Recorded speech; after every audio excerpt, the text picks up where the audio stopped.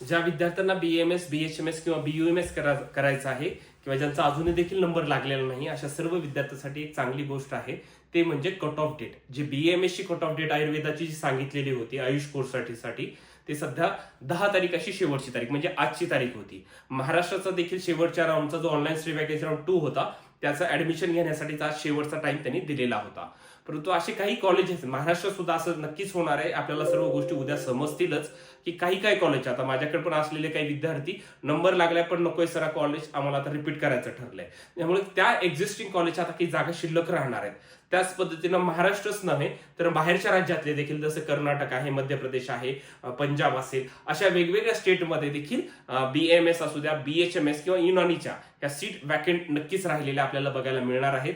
त्यासाठीच आज एक आयुष मंत्रालयाकडून एक नोटीस जाहीर करण्यात आलेली आहे. त्याच्यामध्ये काय सांगितलेलं बघा, इथे तुम्हाला पाहता येईल. National commission for Indian system of medicine, ministry of Ayush, government of India यांच्याकडून दिलेली आहे एक नोटीस त्यांनी जाहीर केलेली आहे 10 तारीख म्हणजे आज. सब्जेक्ट काय आहे बघा, सब्जेक्ट काय आहे की extension of cut off date of rounds admission for state UG counselling in AYUSH. म्हणजे काय केलेली, जी कट ऑफ डेट होती ती वाढवली. ती काय केलेली बघा, थोडक्यात सांगतो. UG साठीची 10 डिसेंबर म्हणजे आजची शेवटची तारीख होती, तर आता रिवाइज काय केली त्यांनी, 20 तारीख केली मित्रांनो. रिवाइज काय केलेली आहे, 20 तारीख केलेली आहे. त्यामुळे सर्व विद्यार्थ्यांनी इथे लक्ष द्यायचं आहे की आता 20 तारखेपर्यंत आपल्याला हा टाइम टेबल त्यांनी वाढवून दिलेला आहे. त्यामुळे जे विद्यार्थी एकदम बाउंड्री लाईन वरती आहेत, की अजून BAMS मिळालं नाहीये, BHMS ला ऍडमिशन मिळालं नाहीये, अशा सर्व विद्यार्थ्यांसाठी ही शेवटची सुवर्ण संधी म्हणायला काही हरकत नाहीये. त्यामुळे आता कुठल्या कॉलेजच्या जागा किती शिल्लक राहिलेल्या आहेत, ऑल इंडियामध्ये काय परिस्थिती असू शकेल, बाहेरच्या राज्यामध्ये किती जागा आहेत, किंवा महाराष्ट्राची महत्वाची काय पोझिशन असू शकेल, हे लवकरच आपल्याला क्लिअर होईल. त्यानंतर महत्वाची दुसरी गोष्ट काय आहे याच्यामध्ये, कट ऑफ पर्सेंटाइल क्रायटेरिया. आपण अनेक ठिकाणी न्यूज ऐकत असेल, एक प्रायमरी नोटीस देखील मध्ये आलेली होती की कट ऑफ पर्सेंटाइल क्रायटेरिया हा 10% कमी होणार आहे, परंतु आयुष मंत्रालयाकडून त्याचं कन्फर्मेशन आलेलं नव्हतं.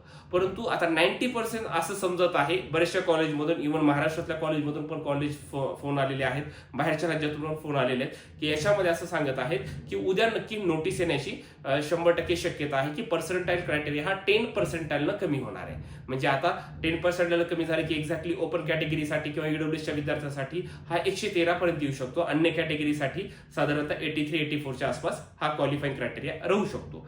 म्हणजे ज्या विद्यार्थ्यांना BAMS, BHMS किंवा युनानी या कोर्सला ऍडमिशन घ्यायचं होतं, पण पर्सेंटेज म्हणजे तेवढा स्कोर नसेल आणि त्यामुळे त्यांचा जर आतापर्यंत नंबर कुठं लागला नाहीये, तर अशा विद्यार्थ्यांसाठी देखील चांगली गोष्ट आहे. लवकरच याची नोटीस येणार आहे आणि ती नोटीस आल्यानंतर त्या विद्यार्थ्याला रजिस्ट्रेशनसाठी सुद्धा शासन वेळ देईल. रजिस्ट्रेशन करून मग तुम्हाला पाहिजे त्या कॉलेजचे ऑप्शन्स टाकून बऱ्यापैकी तुम्हाला कॉलेज मिळण्याची देखील संधी उपलब्ध होण्याची शक्यता तेवढीच जास्त आहे.